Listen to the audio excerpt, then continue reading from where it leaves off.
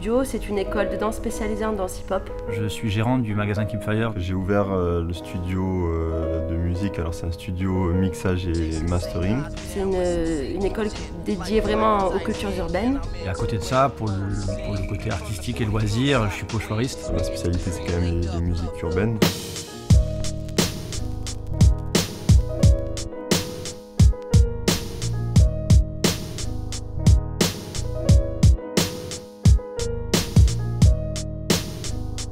Je me reconnais dans cette culture parce que j'aime ce qu'elle transmet, les valeurs qu'elle transmet. Peace pour la danse, peace, love, unity, having fun. Le milieu me plaît, la musique me plaît, les gens qui sont dedans me plaisent. Voilà, donc c'est vrai qu'il y a eu une période où la culture urbaine était sortie des cités. Alors si on n'était pas rebeu, noir, sans le sou, entre guillemets, hein, voilà, donc on ne se disait pas hip-hop. Aujourd'hui, c'est plus ça du tout.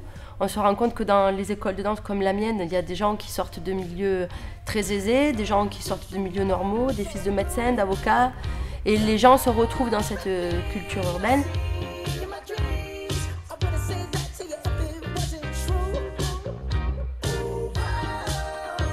Alors, autour du shop, on a des clients, mais on a surtout, c'est une bande d'amis, quoi, une bande d'amis avec qui on peint souvent. Ils ont vraiment la volonté de faire connaître leur art. Le graffiti ne s'apprend pas dans des cours à l'école, quoi. C'est pas au programme du bac.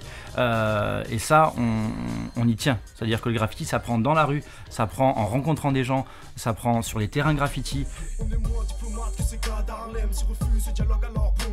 Donc moi, ce que je préfère, c'est le mastering, en fait. Le mastering, c'est l'étape finale lorsqu'on réalise un CD, on va dire. L'enregistrement, c'est comment l'ingénieur a capté ses émotions. Au mixage, comment il a assemblé les pistes pour justement faire sortir cette émotion. Et au mastering, c'est l'étape où on doit finaliser tout ça. C'est le côté analytique que j'aime beaucoup, c'est pouvoir analyser, comprendre tout ce qui s'est passé avant et le mettre en valeur.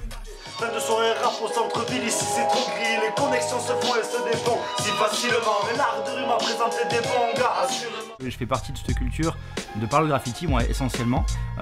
Quand j'étais ado, j'étais fan de hip-hop. Je suis pas mal attiré par tout ce qui est symphonie urbaine, le groupe LND, tout ça. Ou alors la morale, ce sont des gens qui viennent au magasin, avec qui on fait des soirées en partenariat avec les Passagers du Zinc ou le Pub Z. Et du coup, on est en partenariat où du coup, nous, on fait la décoration, on intervient en termes de graffiti pendant leur freestyle et eux, du coup, font leur soirée.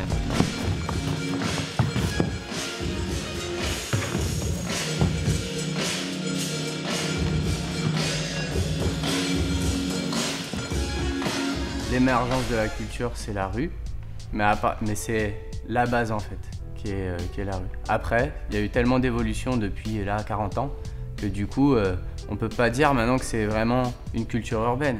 C'est une culture issue de la rue, bien sûr, mais elle a beaucoup évolué. Je suis dans l'hip-hop depuis tout petit et donc mon activité de studio, forcément, ça s'est dirigé vers ce que j'aimais le plus, quoi, donc c'est-à-dire le hip-hop.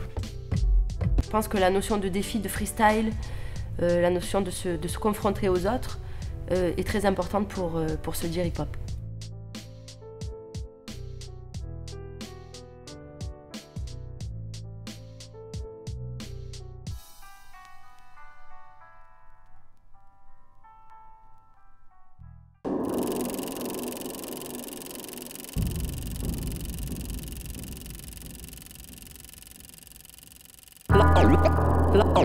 La bande annonce.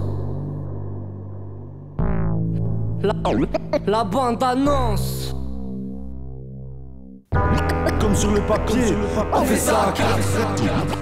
Esprit familial comme en calade, y'a que comme ça que je me sens libre.